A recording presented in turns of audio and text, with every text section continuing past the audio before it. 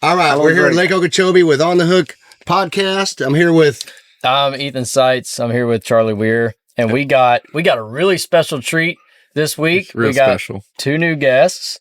I'm gonna let them both introduce themselves. We're gonna start out with Eddie Miller. I'm from Naples, Florida.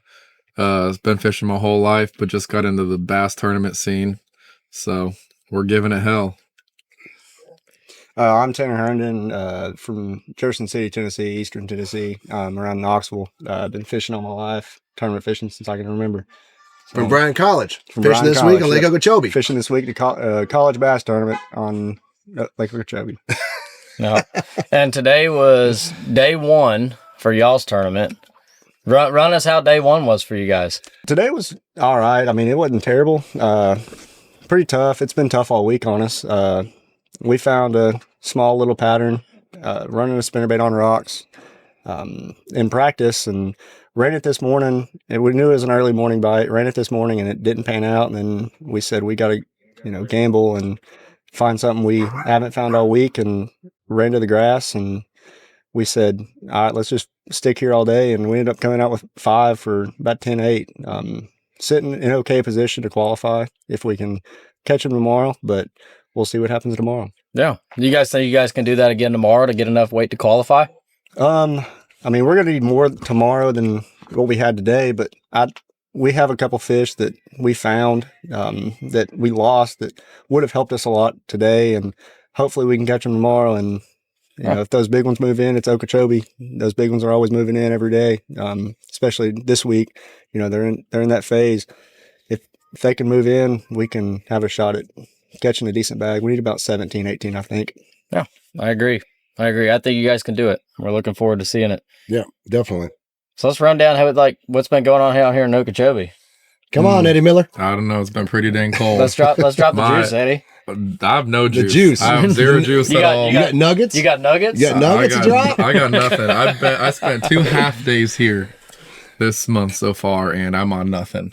But I did come after cold fronts. I checked a lot of new areas. I don't have nothing to go off of. So I'm not really going to get too into it until it warms up. The water hits about 70-ish.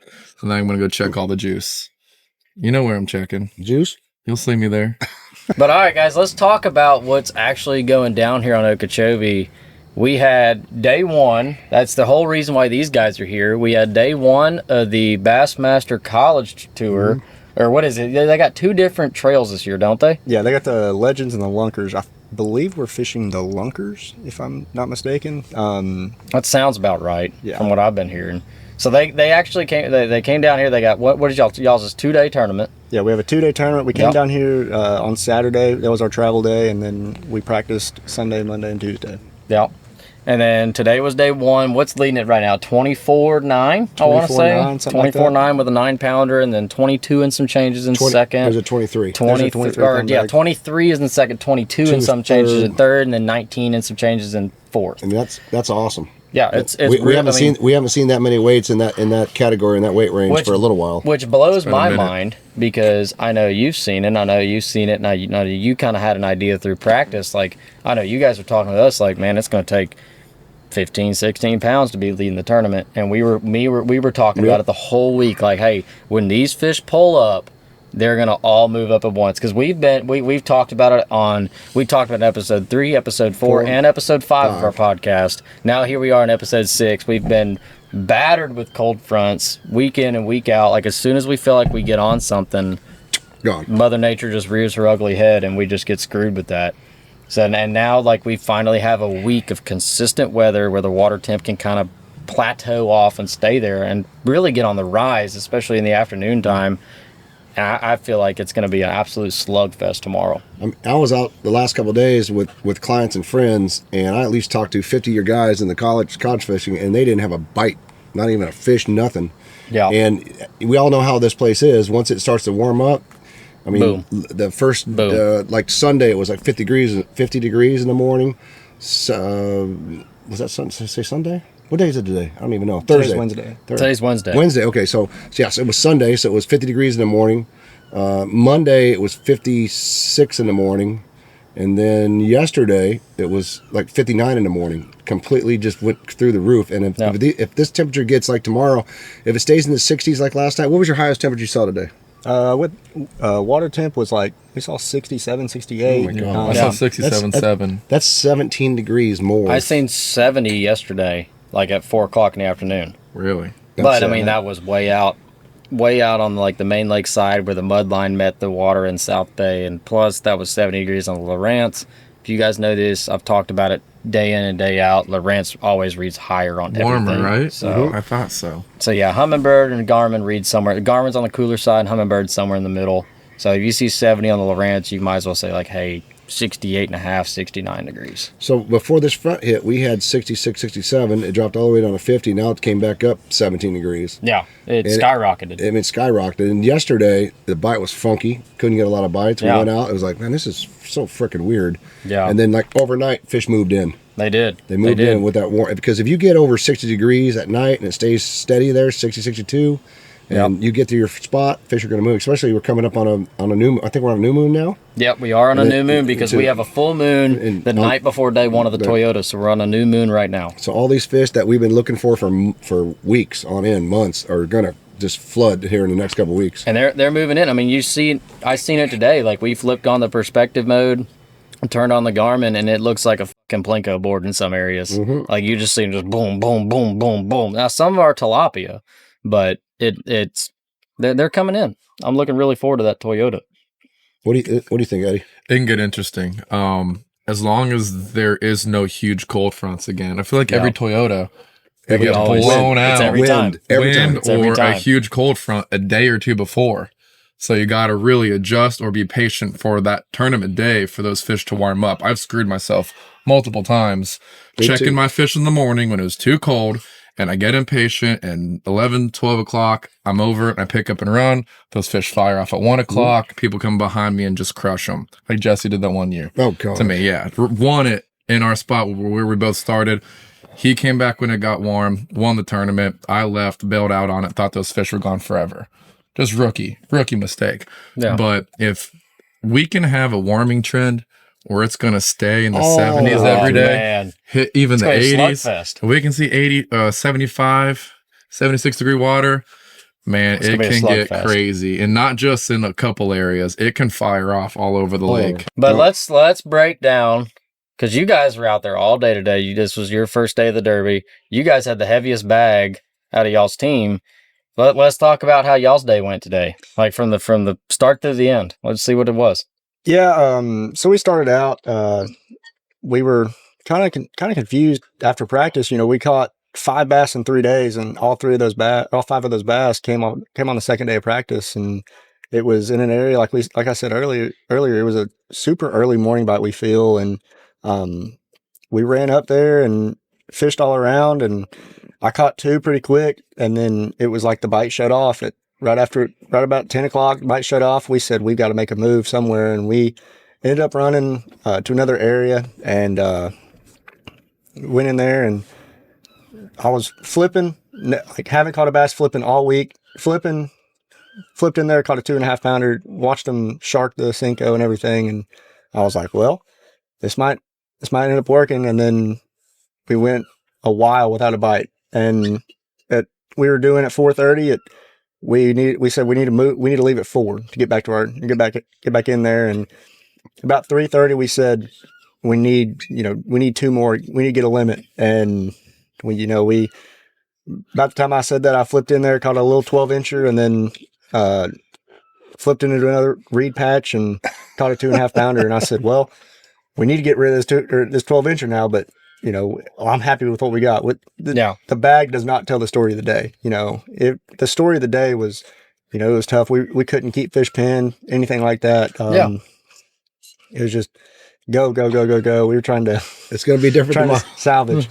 Yeah, and we're going to get your partner on here too and talk about what he was flipping to get that one on bed.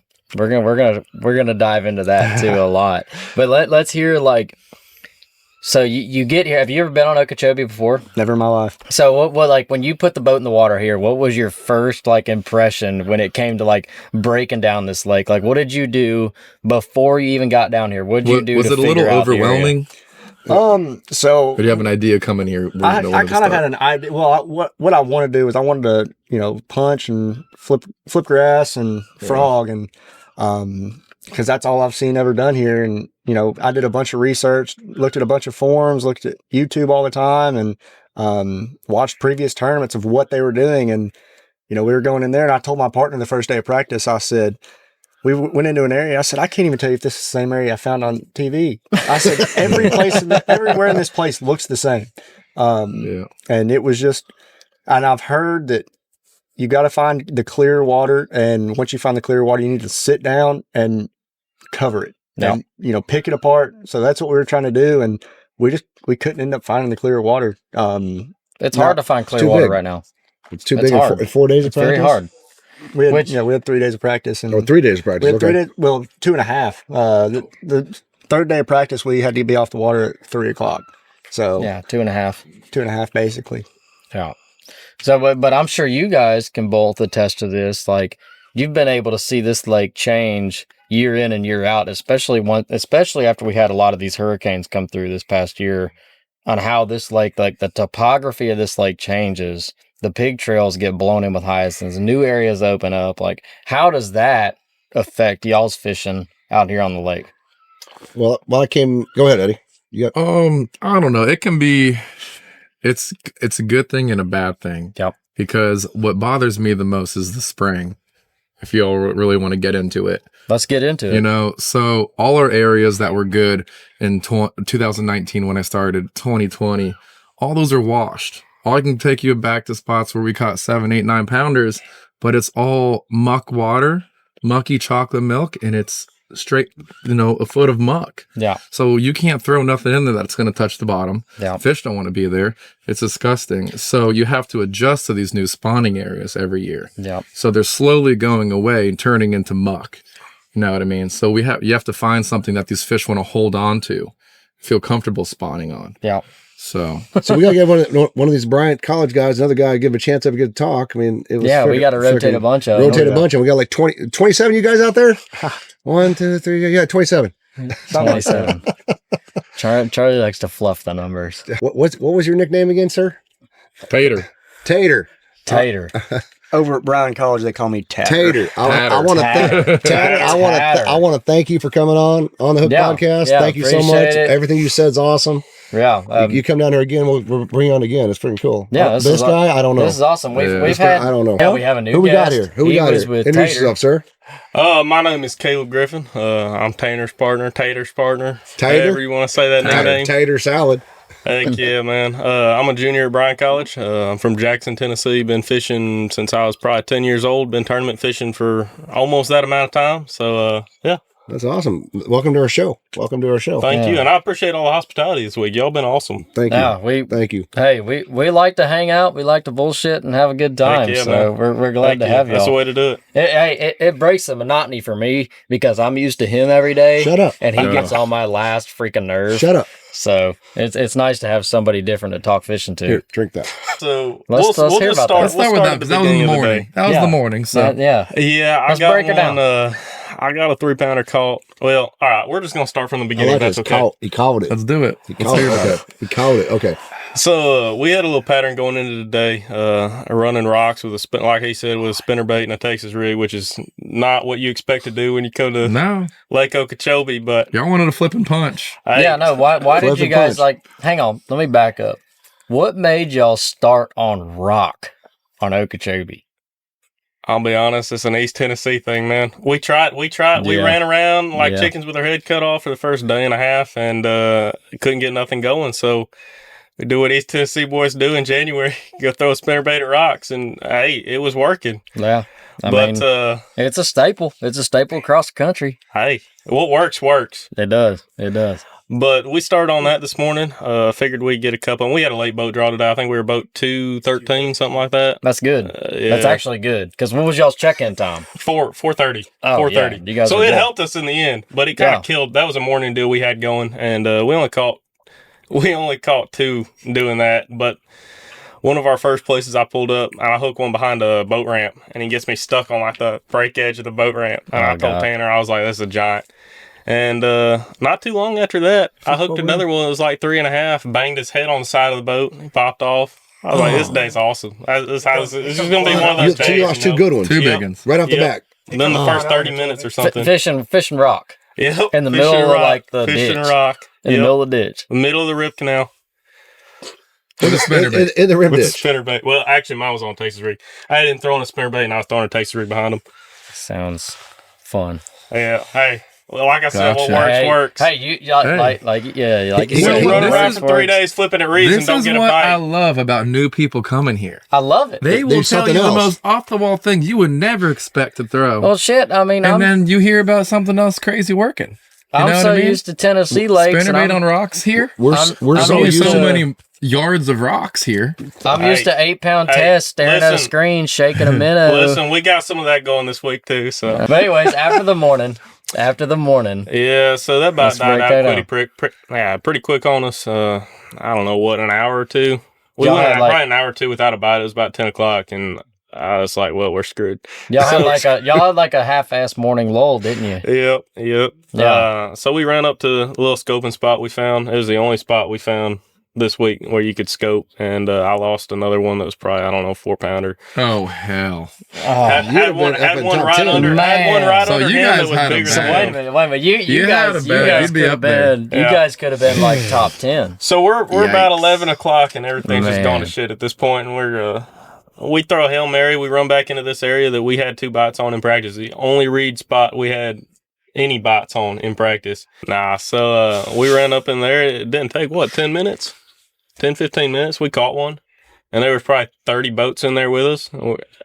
All I've heard about Lake Okeechobee is when you find them, there's going to be 100 boats in there with them. So I told him when we pulled up there and there were 20 boats there, I was like, hey, we're doing something right. Yeah. So it's the most like ass backward thing too, because when you guys go on Chick and you find, like, for example, July on Chickamauga, and you find a ledge and there's like 6 boats on it, you're like, screw it, we'll go to the next one. Right. But here, why is it? I mean, it's so different here. You better get around it. Like, if you see boats here, it's a good thing. And everybody's catching them. It never used to be like that. That's the crazy part, is you look around and everybody's catching them. Everybody. You used to go everywhere and catch them. Which that blew my mind. Everyone was spread out. That blew my mind. Like, my first time in Florida was a regional, a Major League Fishing regional in the St. John's. And you'd see, like, me and my buddy, when we fished Kissimmee, we caught it a carousel.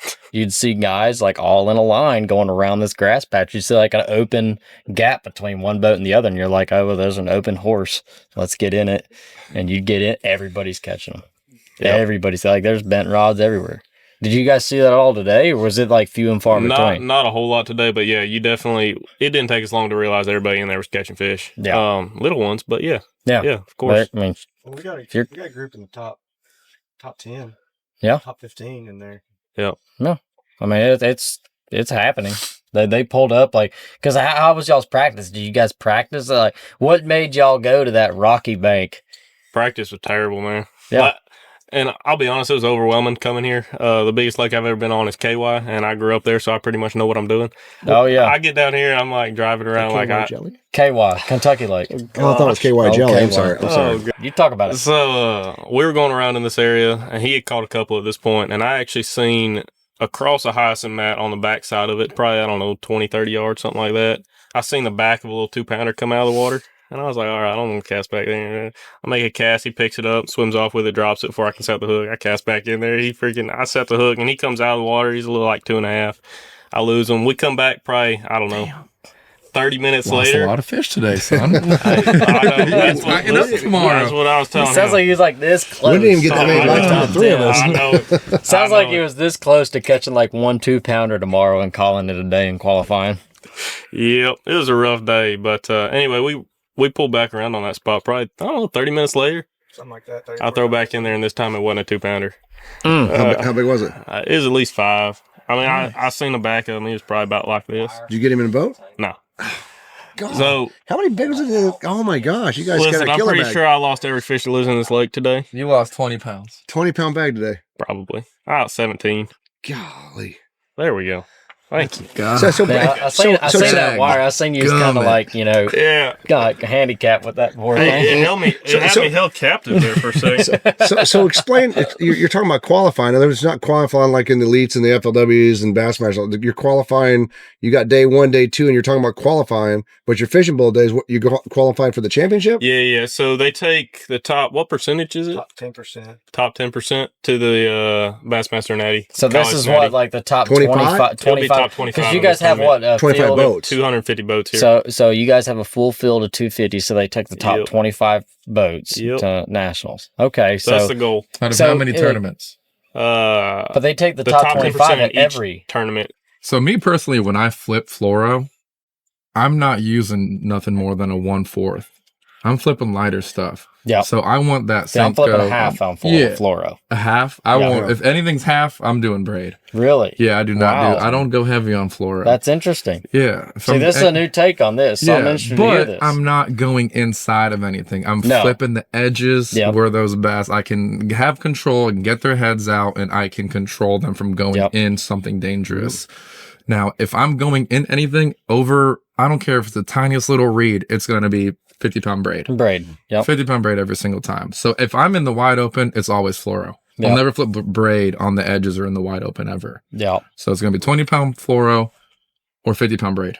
Now, without going down a rabbit hole here, without going too crazy, because I want to get Charlie's opinion on this too. Without going too crazy down this rabbit hole, do you ever go above 50-pound braid? Because I've heard of guys doing 65. 65 is kind of a norm for me on Nickajack, but I've heard of guys going to 80-pound braid here. So when do you do that and why? So when you're flipping like, I don't know, like reeds, thicker buggy whips, that thicker diameter braid, in my opinion, won't cut and slice through and dig and get caught. So I'm going to use 65, 80-pound braid if I'm worried about something digging. Where that 9-pounder's pulling this way, coming up, and rod's going that way, and that dig, that slice, you kind of want to avoid. So that's kind of what's getting you caught. Because when you slice that, you can't. You're jammed. You're butt jammed in that thing. You got to go get them, and getting. It's between them and God. So actually, Roland Martin taught me that a long time ago. Wow. My first couple of years. That's awesome. Awesome. I was like, why do you do 80? Like, I've never broke 50. Yeah. Use a good 50. You're never going to break it. There's no reason of that to break line 50, dig in the vegetation that will help it pull out. More of like a rope. Per se. Exactly. Like the goat rope braid. Whatever. So anyways, my philosophy on it. Let's hear yours. You've been doing this for I don't know. Because I personally, if I'm flipping Kissimmee grass, 5/8 is my like go-to weight, maybe even a half on a slower day. If I'm flipping Kissimmee grass, I'm using 20-pound fluoro. I'm using 20-pound Shimano Mastiff fluoro, 100% every time.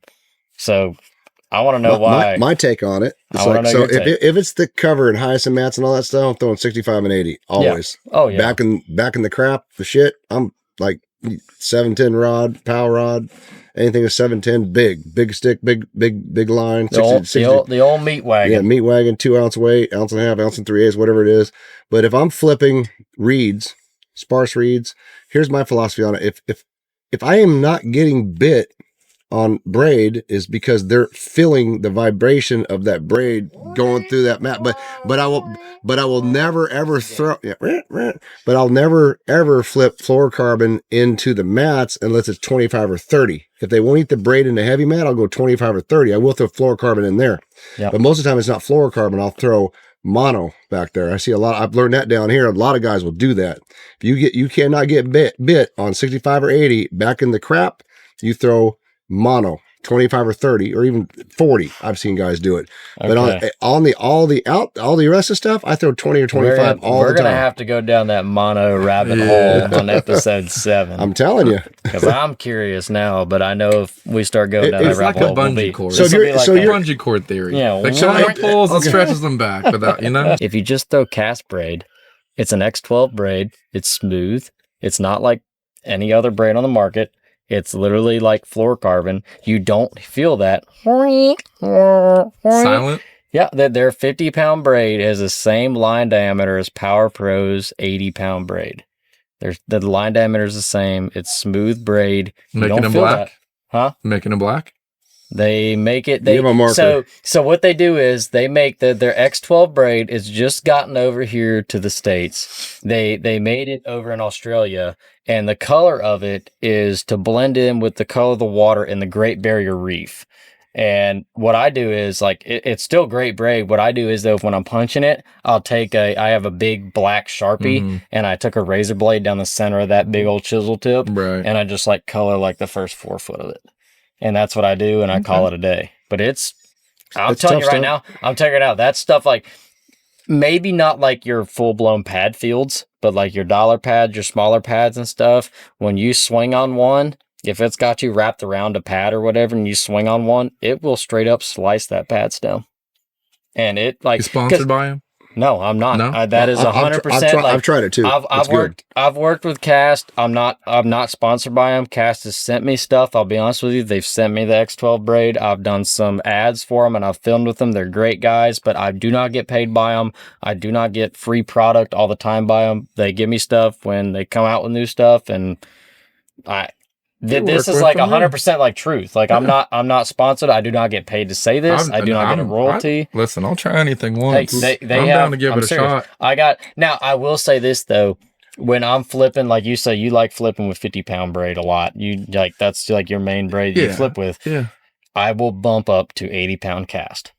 I'll bump it up to 80. Like on my spinning rods, like I used to do like 8-pound Power Pro to an 8-pound leader, or 8-pound Power Pro to a 6-pound fluoro leader or whatever.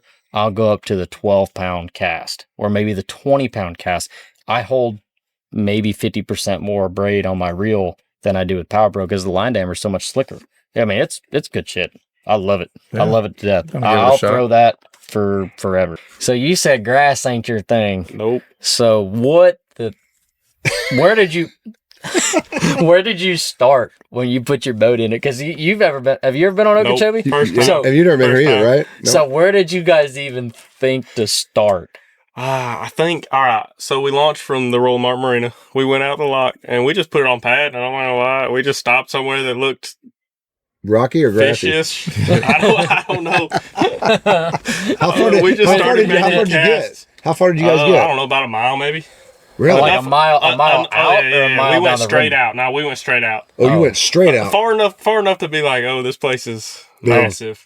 Yeah, and you couldn't see like... And then there's just a reed clump off to the side, and we were like, we're going to fish that. Damn. It took us about 10 minutes to realize we were in way over our heads. It was awesome. Oh, that's great.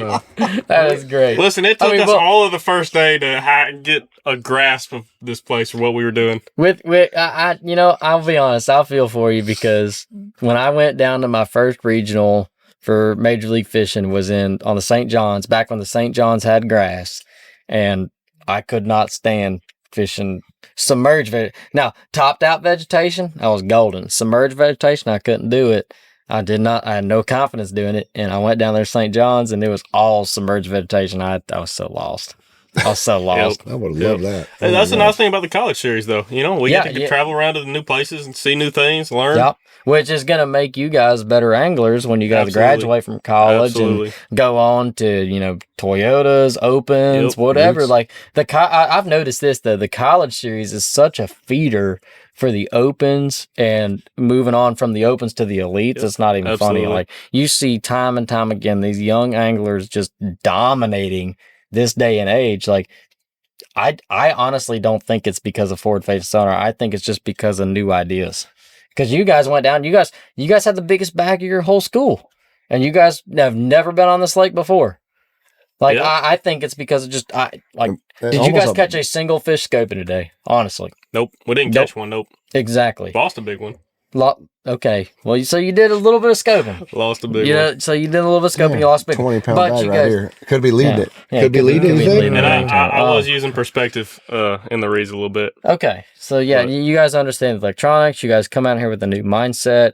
My hats are off to you guys just getting out here and tackling this big lake, because how many days of practice y'all get? 2.5. 2.5 days practice to dissect. And like I said, the first one was just running around trying to figure out what the heck we were doing. Oh my god! And what place you guys in right now? Oh my god! 64th. 64th with how many pounds? 10-8. The first time I ever went to the California Delta, 1,200 square miles of interconnected waterways, I wound up in 64th place the first day. No way. I was in 64th place the first day, and I'm like, I am so freaking lost. I was freaking so lost. Got a young Charlie Weird team over here, I guess.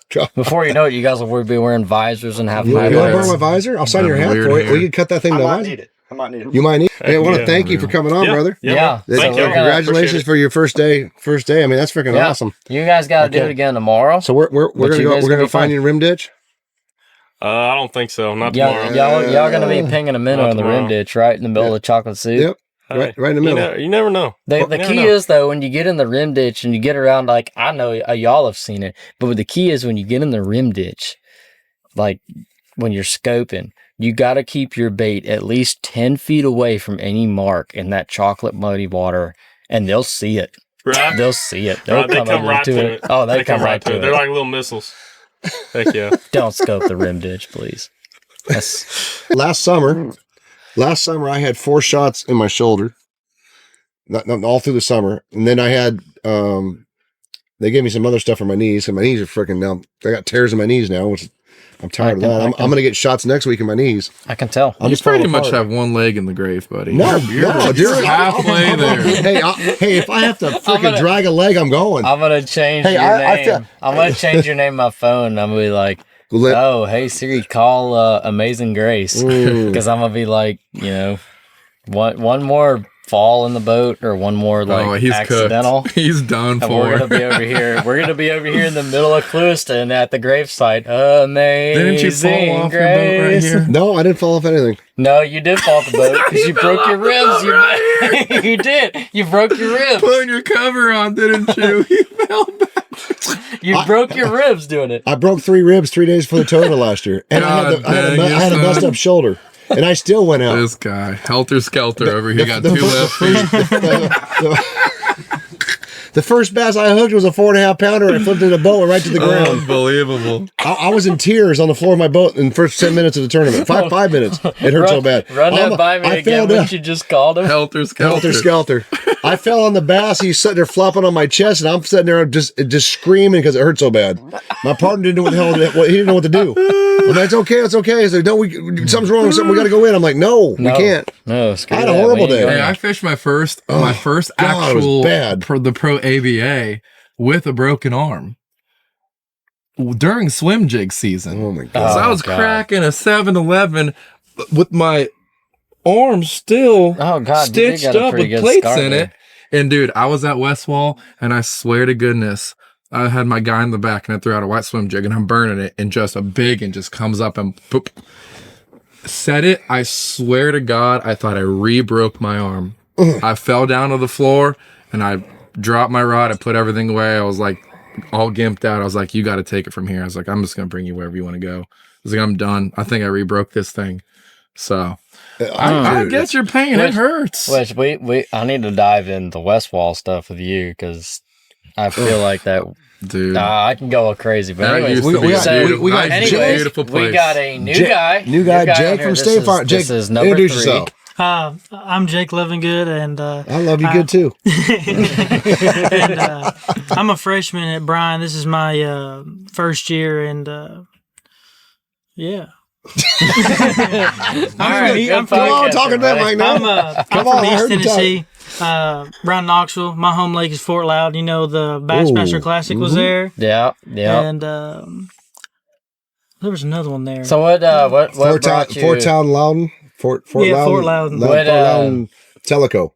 Yeah. Fort Loudon Tellico. Well, you're from there. I don't even know. I just heard about it. Yeah. So Jake, did you all meet before college and go there, or all met in college, or? So I fished against him in high school. Tatter. Yeah, Tatter salad. Tatter salad. Got to college, first time I met him. Yeah, same for him. Jake fished today with Big Country. Jake, what brought you to Bryan in the first place, though? I got to hear this. I fished at high school.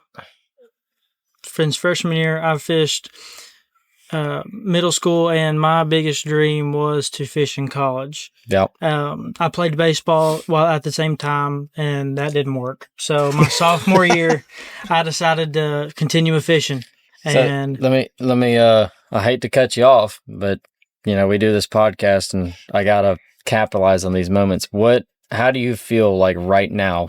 Like that like you said your dream is to fish in college. How do you feel right now, like knowing you're living your dream? Oh, it's amazing. It's amazing. I'm on Lake Chickamauga. I'm a mile from the ramp. Yep. I can go fishing whenever I want. Yep. So boat barns, I go hook up, boat barn, pull out, a minute. 5 minutes, I'm back in the lake. And you have to think Bryan has you on scholarship, right? Yeah. So that's amazing. So you go to school full time on a fishing scholarship. And what's your major? Well, I don't have one undecided. I'm undecided, but I'm going towards one like biology. Okay. You get your core class out of the way your freshman, sophomore year. You're fine. You can be undecided for a while.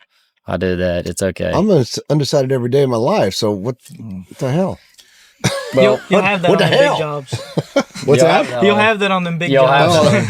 That's another East Tennessee slang term that you got to kind of figure out. What was that? You'll have that on them big jobs. On those big jobs. All right. Gotcha. You've never heard that? Big You jobs. never heard that? Never heard that. So Jake, without going like crazily down a rabbit hole here, down like, life goals and stuff. Now that you're living your dream and you said your dream was to fish in college, what's your next dream? Opens, elites. You want to be like me? No. No, half like autistic old man fisherman. Everyone wants to be like you. No. Okay, just checking. But I'd like to get into it. I'd like to continue with it, but there's a lot of things that has to happen between now and then. Yep. But so we're gonna go for it. Tanner has to give you some money. Tanner, we're gonna have to do something. Tanner's got to use money. Heck, at this rate, when they place in this tournament, they get like a check or whatever. They'll have to sponsor you or something. Yeah, maybe just slide me. We'll have to get like both their face on this side of your boat, just like. Oh yeah. So explain to me. So when you're in college and with Bryan College, do they pay you guys? You guys can legally get paid now. You get paid like the NBA. You guys get that NIL money? You get you get that money? I ain't found it yet. If they do, I need to hook up with somebody. All you guys got to do is get like a 10th of like a offensive lineman for UT Knoxville.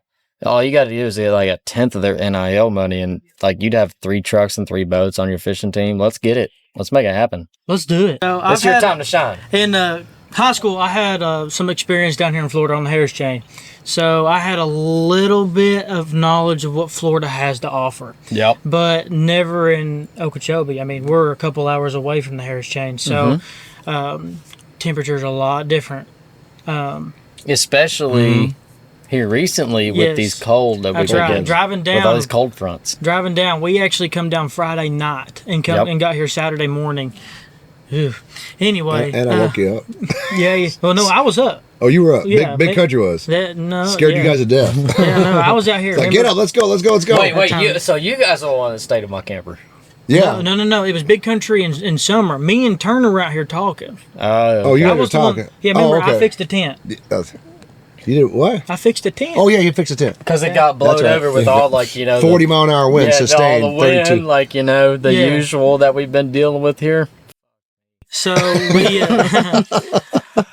I knew Okeechobee was big, but nobody, you never understand till you lay eyes on it. It's huge. No. And there's a lot of dead water, and whenever I found that out, and there's a lot of the same looking water. So but you never know what's under the surface is what makes the difference. Yeah. So when you're in that dead water, I like I said, I hate to cut you off, but I capitalize on these. So when you're in that dead water, though, does it look the same as the productive water? Just visually looking at it? Visually looking at it, yes. But that's whenever you try to make the difference and find the difference and turn on the handy dandy graph. Yep. And so how do you break down knowing the difference between the dead water and the good water? Do you just fish it? 2 different ways. With the limited practice that y'all had. Limited practice. All right. So first of all, do your research. So, look at what I've seen. Clear water. You got to have a hard bottom. So, and you just got to find it. So, but This place is huge. You got to look for 40 by 40. That's right. Out of all the areas that you found, how many areas did you find? Like Eddie was saying, like when you when you found that hard bottom, were you more looking for the hard bottom based on your 2D sonar and seeing the return on your 2D, or are you sticking your rod tip down there physically? A little bit of both. I wouldn't say I used my rod a lot. Like I would turn on my side scan and I would look. I would idle in these places and I would look. First dead giveaway, the biggest giveaway is your graph lighting up. Yep. And, being brighter return. And that means hard bottom. Yeah, that's just what she said about with C. Griff here. Bringing what I know to the table, bringing it here and applying it is the difference between fish and not fish for me, or finding the area or not. Yep. But for me, it was totally different than their practice. I knew what I wanted to do to come in. I knew the time of the year. I looked at the weather, looked at the wind direction, knew that, hey, wind's been blowing from north to south, or it's been northwest or northeast to northwest, and coming out of north for sure. And the muddy water was going to be down here on the lower end. So I figured, hey, I'm going to go try my luck up north, the northeast, northwest side. Well, more like northwest side. And I did. First day of practice, we caught one fish. And it was something that was actually kind of ironic, but it was off of rock. Just like them. It was one fish. I fished for 200 yards of the rock. But it was one fish. I flipped it off a rock with a Texas rig. But nothing else the rest of the day. You think Florida, 60-something all degrees. -10.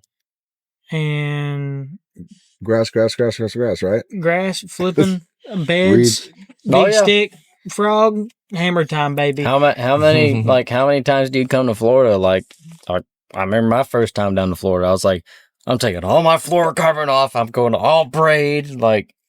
Did you start with fluorocarbon? I did, because I got humbled.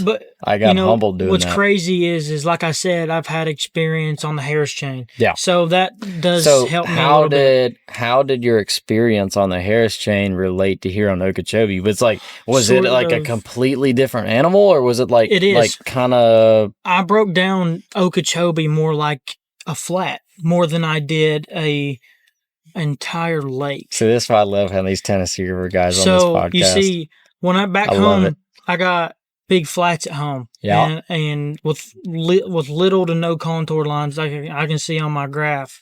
So, but you look at the Harris chain. Flat, the Pinky's flat, oh God. That's right. But I better stop right there. Harris chain, you got contour lines you can go off of and a lot more things to build off of and see. But here, I got the most contour lines is in the rim canal. Mm-hmm. Yeah. But then everywhere else you don't have it. You don't have it. If you zoom out on my graph right now, on my hummingbird, it's a bowl, but it's all red. It's all red. It's all red. Now I will say this is where. That's a drop. If you find a depression like that much in any place in the north end, that's a depression, and the fish suck right to it. Which I'll say this: I don't care what map you run, you're not going to see a 6-inch difference in the contour. No. Now, until these map companies start catching up and start getting out here and charting some shit, and they start showing the 6-8 inch difference in the contour lines in Florida, changes so much. You said you caught them in the last 30 minutes. Was that? Number one, was that something that was like a trend through your practice, or was that something that you've kind of figured out day in and day out through your tournament time here? Well, I say day in and day out, but day in. Practice, as we never finished earlier, practice was tough. Everybody was tough, but we all knew this weather was coming in. Practice is always tough. If I figured out where these fish, if I caught a few fish doing this, caught a few fish here, I knew there would be fish pulling in there soon. So if I found some fish that were there, I knew there was going to be multiple fish, or there were fish there. They just weren't biting right now. So your fish were in the last couple hours. That is correct. But I did something different, and I changed up a little bit, and then that was it. These Tennessee River guys doing a little bit something different. So I don't know if you guys watched the weigh-in or saw the leaders put their 24-4 and whatever, but they also said they had a slower morning. Yep. And as the day heated up, they caught all their bigs in the last 2 hours as well. You know how I feel. You know, I feel coming why. Out. You know what? That Phil, why sun's that is? coming That up. water temp's getting up there. It's coming up. It's coming up. I heard something swim off on the side, and I definitely knew it wasn't nothing but a gator because there's nothing gonna make a splash like that. So then that was beside me, like from here to you.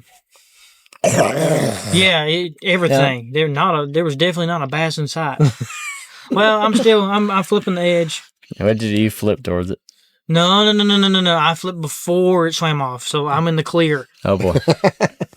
Yeah, you're so I'm fishing. No, you're not. You ain't in no clear. I'm fishing. I was not in the clear. I was fishing. That's what I thought. I should have known better, but I felt something go thunk, and I said, "Oh, baby." Get the net. Get the daggum net. I got Nessie, baby. This is it. It's going down. Well, then I'm still holding her. I'm like, damn, she's digging. 14 pounder. And then my rod does like this. I said, oh, she's swimming.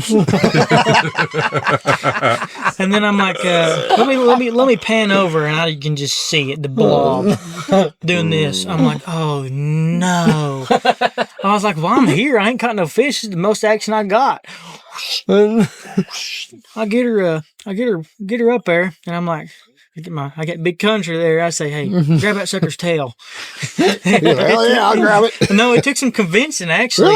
Really? Yeah, after a few more dives, she got a little tired. I said, grab that sucker's tail. Come on. I'm telling you right now, if I would have been that gator, I was seeing big country grabbing for you, I would have been scared. I'd have been game. I got a video. That's a lot of body. He grabbed a hold of that thing's tail and lifted it up like this. It wasn't that big, but like, You gotta be careful. Yeah, no, but for the tail. Yeah, but he said that thing was so strong it went like this and it went. Where was it hooked in the mouth? It No, ate? no. Or you gigged it. No, I got it in the tail. Snagged it. That tail said thump. Yeah, that's what I'm saying. I felt a thump and I was like, "Game on, baby!" Yeah, but it was fun. Yeah, finally got it. I finally just poked it out of there. You know, its head come up a few times. But if you don't fight a gator once or twice, have you really been bass fishing? You've really been to Florida. No, it happened twice this trip. Accidentally. Yeah, accidentally. Accidentally. It's crazy. Like these things will eat anything. I know. You got to pay attention though. Like if you're not paying attention, it's when it happens. All right. Yeah, probably for the better. Well, thank you, sir. Anyways, I appreciate it. Yeah. We got Big Will coming in. Sorry for you waiting for so long. He's sitting there waiting in the corner like the last little freaking dumpling over there. Yeah, Big Will. We got now Big Will on. He's again with Bryan Fishing, and he fished day one today too. Yep. And Will, have you ever been on Okeechobee? Never been to Okeechobee. I have been to Florida on the Harris Chain, but that's been it so far. That seems to be the running trend with you guys. Everybody's been on the Harris Chain, but nobody's been to Okeechobee. Yeah. Well, they're young. Yeah. They just got into this. Was it first year in college or second? No, this is my junior year. This is my third year. Right. Okay. You've never been down here? Are you sure you're not getting your master's? Because like, no, I'm dead serious. Dude, like you're 27 or something. I just grew some hair on my ball center and you did. I mean, it's fun. This is a Christian school, by the way. Christian school. Hey, I mean, It is what it is, man. It is what it is. But that's funny. That's funny for sure. I came down here my senior year for my senior trip, essentially from what my dad did. So we came down here, we fished Harris Chain, and that was pretty much my first Florida experience. Yeah. So. Wow. Yeah, never been down here though. Never been down this far south. So let's break down though. Like, how did coming into this lake? Like, what kind of? I know we talked about all your guys' like, hey, how did they break down this big body of water? Because this place is bigger. Like, it's huge. It's massive. But we didn't ask anybody, like, how did you break this place down? Yeah. Like, well, what kind of pre-practice did you do before you ever put your boat in the water? So pre-practice, what I would do is I would try and figure out just... Watch On the Hook podcast? No. Watch a lot of Bass Live. Damn. Watch a lot of... Yeah, I know, right? I know. You guys are still underground. It is what it is. Rough. But we did watch... It's true, though. Nobody knows who the hell we are. They're missing out. I would watch a lot of Bass Live, just a lot of past tournaments, and you know how they would do the zoom out Google Earth images of the entire lake with everyone there. Yeah. Well, they would have the names of the places, and so I would get an idea of where everything was first. Yep. And so once I got that in my head, I came down here. I kind of knew like which direction to point my boat in a sense of like, hey, okay, the wind's been coming out of the northeast, northwest the whole time. You know, I have a reasonable idea of where the warmest water in the lake could be. So that's where I could start. And that's just kind of where I pointed my boat. And what are the two things you want in Florida? You want clear water and you want hard bottom, right? Mm-hmm. Yep. So clear water, hard bottom. Guess what? water. You get none of that here. Exactly. That's the biggest problem. So anytime we would get off pad and idle through these canals and idle into these like open bays and pockets, I would tell my partner, hey, give me my frog rod. Sit there and just poke the bottom as we idled all the way through. Yeah, never found any of that crap. Well, it's like just like what Eddie said earlier. Eddie, you said how many like you stick your rod down? How many? Dude, I've feet been down. I've lost Dude, lost a yeah. 7-Eleven just. How many times did you stick your rod tip down? Depends in where an you area? are.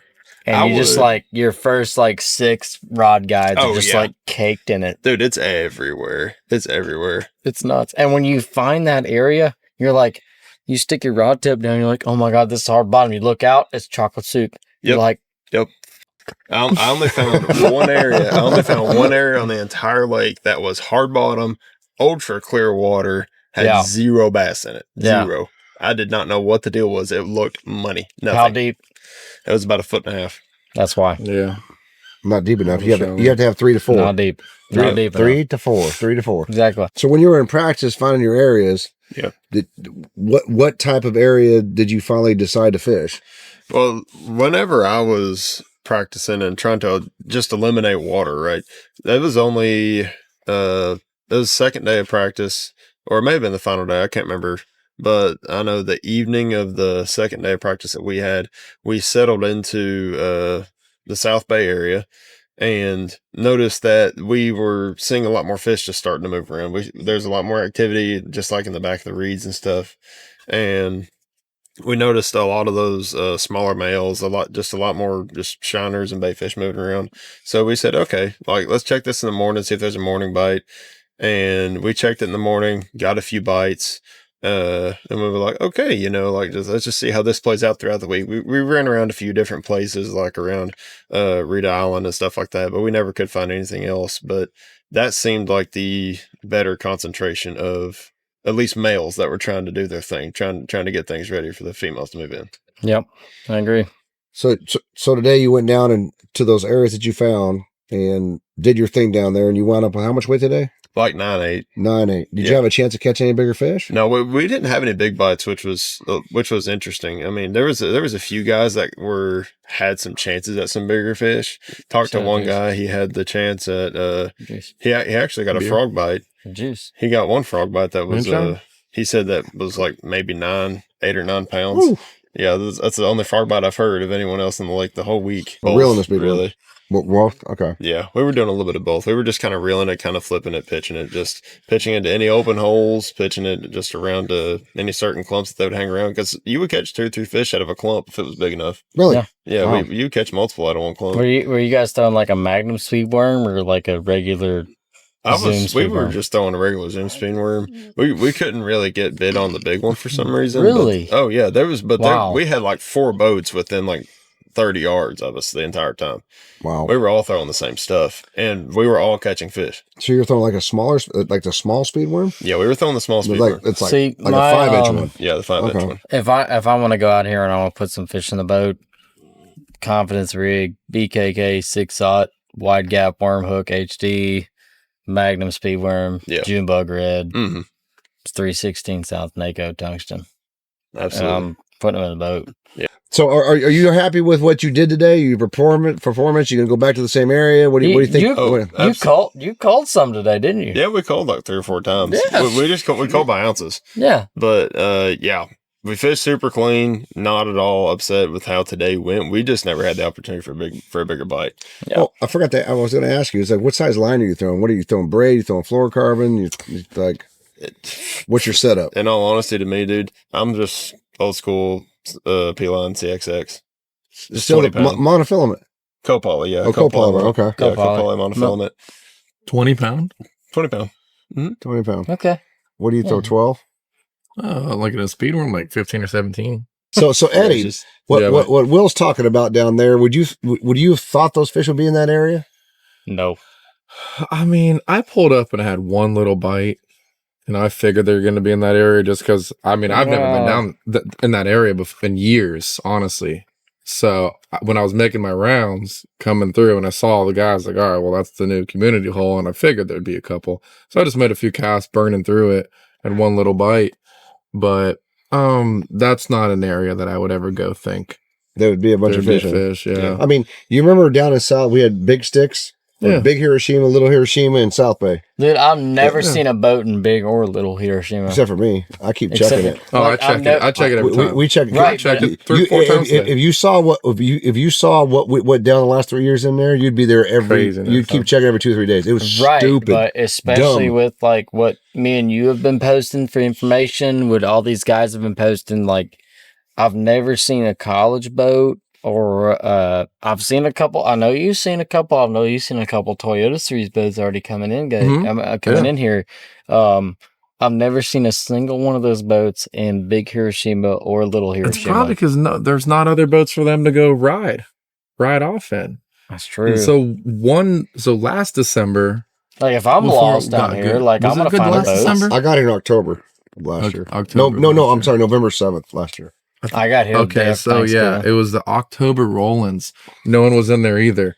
Water was kind of low. It's kind of mucky. I didn't have my 16 on the front yet. And I'm looking around. I'm like, man, I know there's fish here. I see some shad popping. And those fish are just stingy. We see them there a little bit now. They're just stingy. And dude, I look back at my uncle, and an 8 or a 9 pounder just skies out next to this cattail clump. Oh. No, they're there. But when they're in there and they don't want to feed, they will not.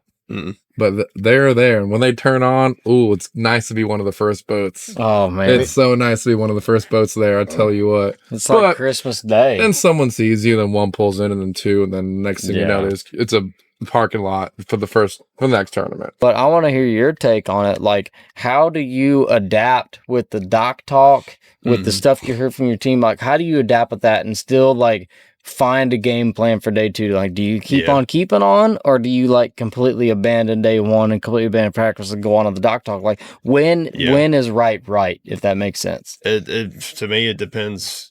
Number one, it depends on what lake you're on. On this lake, what these fish do is completely weather dependent. Yep. I mean, at least from what I've been seeing from the 2.5 days that I've been here, they're weather dependent all the way. And yes, and so if you have an area that's got males, that's got those smaller fish moving in and out of there very frequently within the hour, you've got fresh fish moving in and out. They're in there somewhere. The big females are. They just haven't decided to move up there yet. Yep. And I'm confident in the area that we're in, like the males are there, the opportunities to catch the fish are there, the bait is in there. Just the water temperature is not there yet. Today, the water did not warm up quickly at all. No, there was a stiff breeze. Shocked. Yeah, it was pretty cool. It was like a jacket all day. It was almost like a cooler breeze. It was blowing out of the north, and all of that cooler air was just washing through everything. It got up to like 68. Yeah, the water temperature did, and it was it was like 71 day 2 of practice. Like I was saying earlier on the podcast, like I seen 70 on my Lowrance, but like that's like 68 and a half if you dumb it down. Like for sure. Whatever I talked about earlier, but yeah, like I just don't think it's warm enough for those bigger fish, those bigger females to be moving up there quite yet. I know. One of the guys I caught 19 something pounds, I was talking to him, and he was just talking about fishing just absolute stupid slow around a lot of the same stuff that we're fishing. What he was describing was like very similar area. A lot of guys around him catching fish, catching a lot of those little ones, but those roaming females that are out there just getting ready, staging, they're thinking about staging, just starting to like move around those same areas that the males are. They're just fishing really slow for them. And they're able to get a few of those fish to bite, but it's an all day thing. It takes all day for those guys to put those 5 big ones in the boat. Do you guys even go up to the north end for practice? No, we never really messed around with the north end too much, just because how dirty the water was. It was dirty. Once we saw the first day, we ran up to. It was right before we got to what's that big island up there coming out of the Kissimmee River? I forget what it is right now, but Kings Bar. Yeah, Kings Bar. Once we got up there to Kings Bar and saw how dirty the water is, it's like a milky green. Yeah, it was bad up there. It was terrible. Looks like that TVA green up there. Just a little bit. It's not just brown. It's like a green mud. Yeah, mud. Nasty. It's just gross. Yeah, awful. I mean, I'm not one to be scared of dirty water, but I mean, out here you got to be. You have to be a little bit. To some extent, yeah. That's a different kind of. You got to be in the clean water. The cleaner, exactly. Like that's the key word here. Exactly, cleaner water. Yeah, like the key word here is like clean, cleaner. Like, yeah, it's all dirty. Oh yeah, it absolutely. But it's just like the clean. Yeah. 2 inches of fizz makes a big difference out here. It does. That's what we've noticed. It does. But yeah, we're gonna try and do the same thing that we did today, and just see how that plays out. After that, I mean, we might just gung ho it and point it a direction to a different side of the lake and just try something we haven't tried before. But I mean, that's just last ditch effort. Going to have fun. Going to have fishing. Just don't hit the northeast bank. That's the plan. Oh boy.